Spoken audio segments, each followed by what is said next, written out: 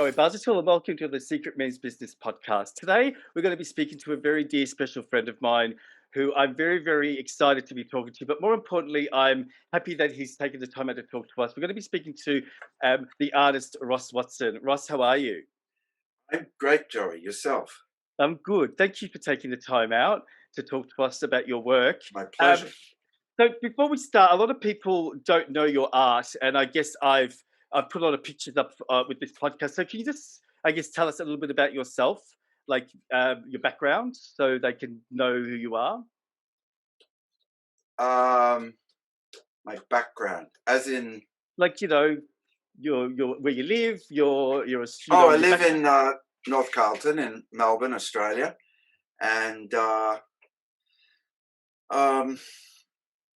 my studio and my gallery are all in the same building as my home. Yeah.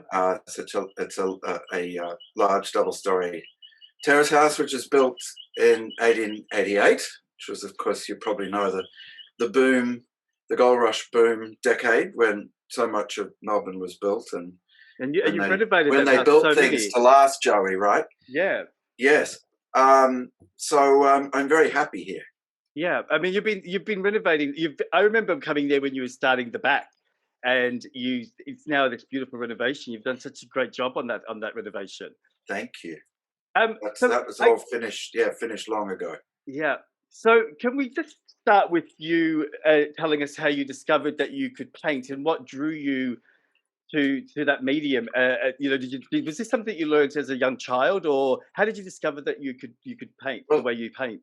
Yeah, I did learn as a child, but I mean, I think with all passions, and most of us are gifted with one passion or another, and I think if you've got that from the beginning, well then you're more than halfway there, because I was always wanting to paint and draw from when I was very young, and thankfully my parents and my grandparents were very encouraging without being pushy, but that got to a point when my parents asked me, we've learned about this woman that does one-on-one teaching painting on Saturday afternoons for 2 hours.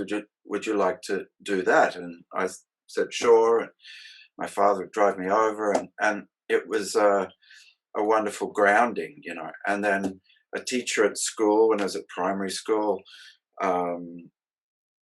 nominated me for, it was a state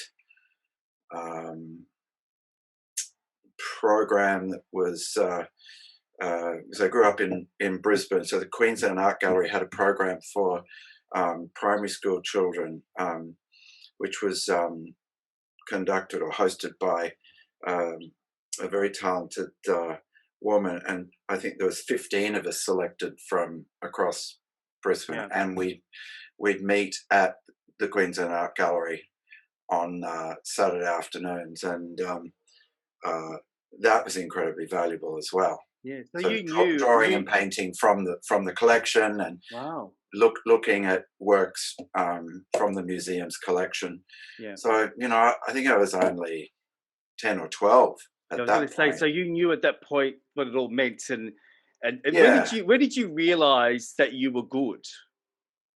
Like, did you always believe that you were good and that was the driver, or did someone tell you? I think from quite early on, I felt quite sort of confident about it, and I knew that was what I loved doing. Yeah. Much more than playing football. So and then that just led to going on to art college after. So when do you think it started to mean something to you? Because I'm very lucky to have 2 of your prints, and I've got your books, and I really love your. And I was very fortunate to know you, so I got to see a lot.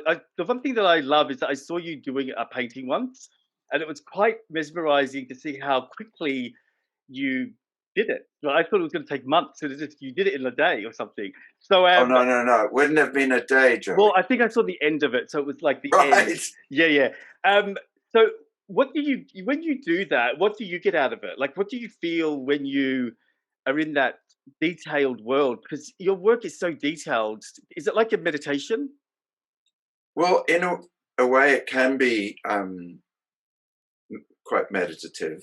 Mm. I mean, there's days where um, it, depending on what I'm painting, but it can feel much more challenging. That's why, um, you know, I need to be. I'm completely absorbed in um, creating, making it. Um, of course, look realistic and Yeah. Well. natural. And Mm. so it takes a lot of concentration, and my shoulders get locked up, and my neck goes. I have to have regular Yeah. I used massages. to massage you back then. That's how I sort That's of right. got That's to right. see your work. And after this, I'll be racing in for my weekly massage. But um, yeah, so I mean, at the moment, I'm painting. It's the most ambitious and detailed painting of my entire career, and it involves multiple figures and references of classical painting, and I've been working on it already for 2 months, and Wow. that's 6 days a week. Yeah. I don't paint. Because you do it. You don't do it like a job, isn't it? It's like hours of sittings, and you just do it well like well, it's not like. it is, I think, like any professional artist or writer or dancer, or you it is true. You some people say to me, oh, do you need to wait for the inspiration? And that's a bit of a kind of myth. Um, it, it's, I think, for any professional, you've had to have learnt um, kind of work ethic. And there's times that you might feel like just giving up, and with a bit of um, practice over the years, you get better at sticking to Mm. what you're doing. And so I can be painting for 8 hours and it can go nowhere. Yeah, yeah. Yeah, I remember you told me that once that you were painting for 8 hours and you only did a few strokes or something. But yeah, you said something earlier. I think that is the key, and that is that you said everyone is good at something, right, or one yes, thing. And that's it's right. what I love is that everyone is good at something, but not everyone pursues it like you've Mm. pursued it. So when you realized that you were good, and then you went into, when did you know that this was a career? How did you transition to that? Because I remember When seeing I your. was at art college and I'd entered an artwork into um, an art prize, and I was just astonished when they phoned and said, "You've won it." And it was an acquisitive prize, and 60.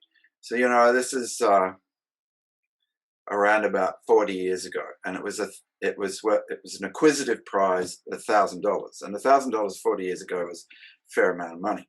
Yeah. And I what was significant was a number of the lecturers at the art college that I was at, Queensland College of Art, had entered as well.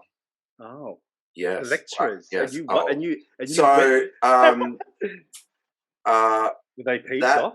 that was obviously. I was a couple that didn't sort of speak to me about it, and a couple that congratulated me. But obviously, something like that happening uh, is is a good thing for your confidence. And Yeah. mm, I mean, and then again, for the people that are looking, I've got the pictures just highlighting in this podcast of some of your famous pieces that are beautiful. And like, what can you sort of share with everyone what your transitional or your journey is with the way that you've taken, say, modern pieces or modern people and used modern technology in some of your work, and then gone back to a Renaissance time? Like, what was yeah. the inspiration Well, for that? the reason that what I'm exploring is, um, like, I've always been drawn to like complementary opposites. I mean, so things from different centuries, or that might still have things in common. Um, but perhaps a good example is my portrait uh, of Stephen Fry, and when we met and he sat for the painting, I think he's on Twitter. Uh, not as much these days, but I met at the time he was regarded as the prince of Twitter, wasn't he? And of course I painted him with his iPad, looking at his iPad, and the setting was well, a painting by Vermeer of the mistress and the maid, and she's receiving a letter. The maid is handing her this letter, and there's this great anticipation about the contents of the letter. So naturally, I'm inviting viewers of the painting to think about, well, it actually might have taken 6 or 8 weeks for that woman to receive and of course Stephen Fry tweets and millions of people receive the communication in a second. So that's what, there's always reasons why I choose particular images and particular. Like when I saw that painting, I have to admit it took me a little while because I'm so I'm used to I guess more of a masculine body, like muscly body, and then I saw him, and it sort of threw me. I said, "Is that your painting?" And then I looked at it, and I really loved it. Like I really loved the way great it was portrayed I'm very in there. proud of it. Yeah. So I guess some of our listeners have asked me to ask you this question. Do you feel that your work has got a gay message, or do you just feel like it's a universal message?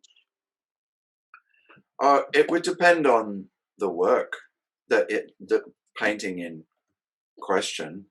But there's, there are a number of paintings and subjects like Matthew Mitcham or Ian Roberts come to mind, and others where I've chosen them because they're very strong gay role models. When I painted them, they were, I mean, someone was just saying to me the other night, it just was hugely significant to them at the time that they saw my paintings of Ian Roberts and learned of his story and how he came out when he was still playing football and how brave that was.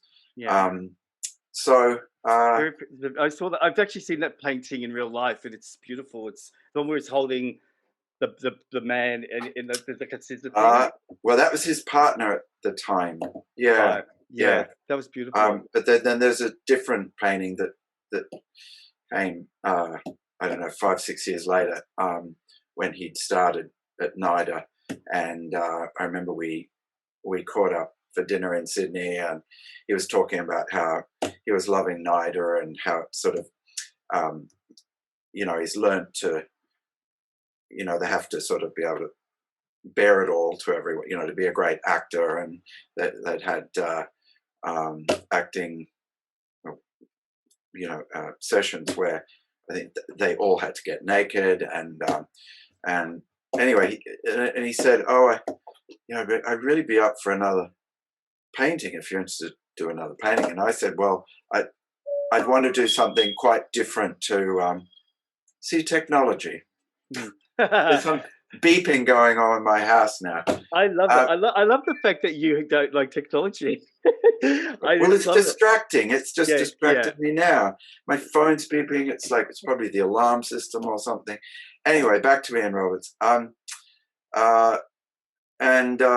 So is that the he one said, well, I'm up for modeling naked. And I said, well, let's do it. And of course, the painting ended up in the National Portrait Gallery. Yeah.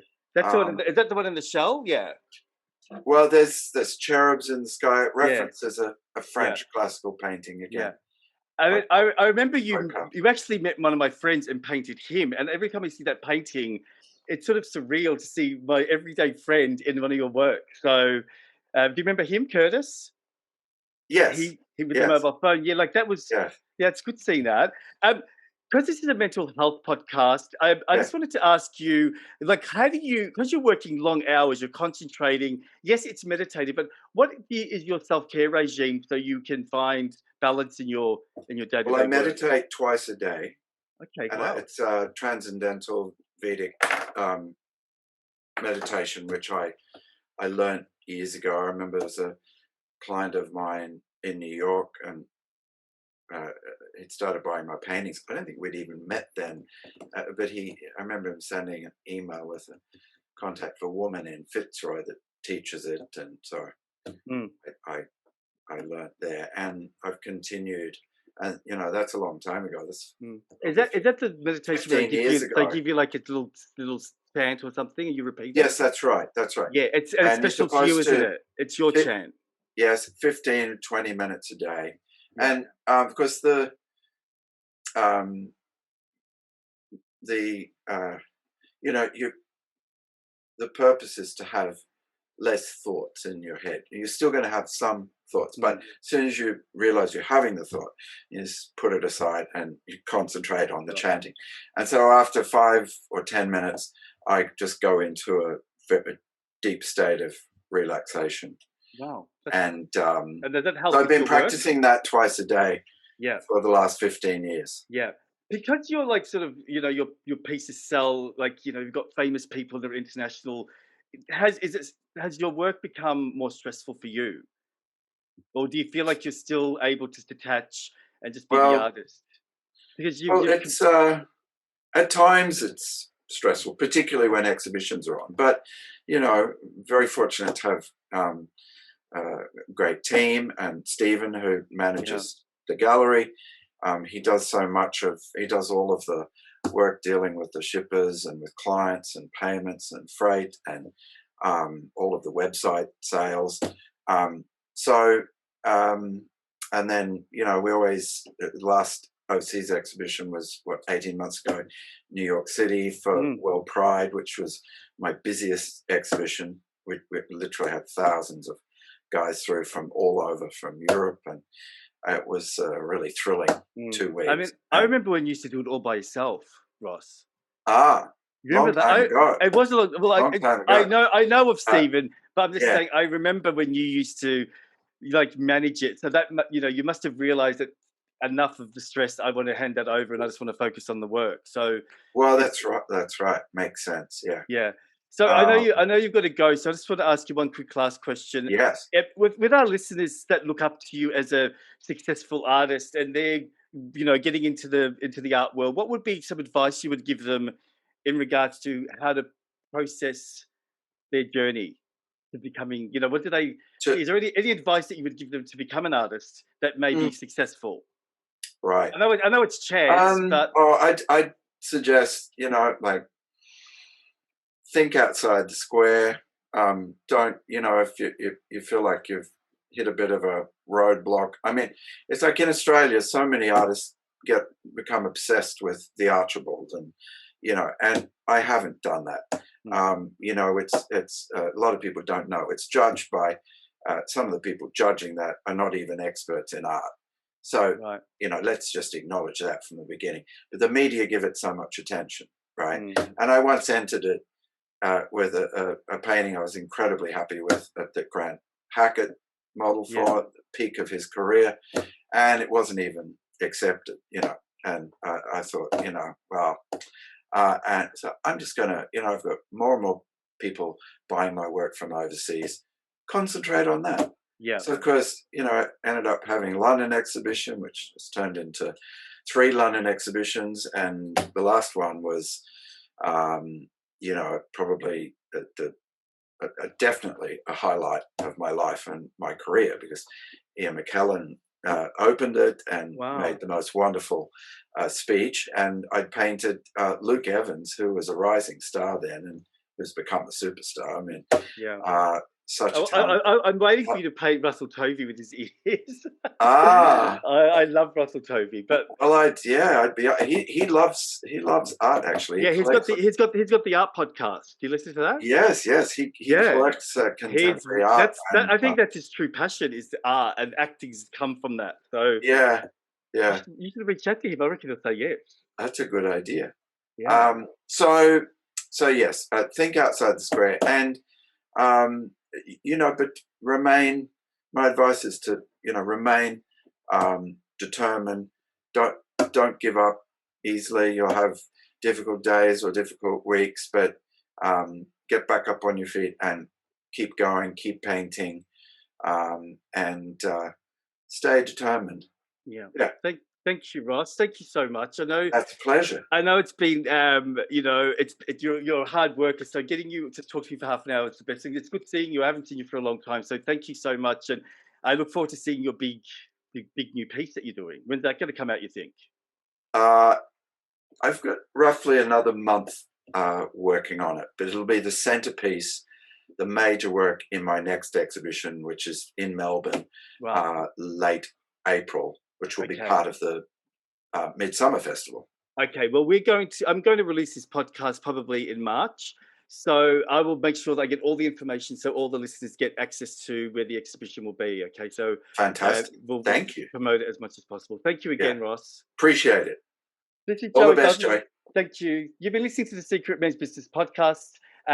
Just don't forget the podcast are on a Monday and Thursday at 9 a.m. Okay. So just click subscribe and we'll let you know when the next podcast will be out.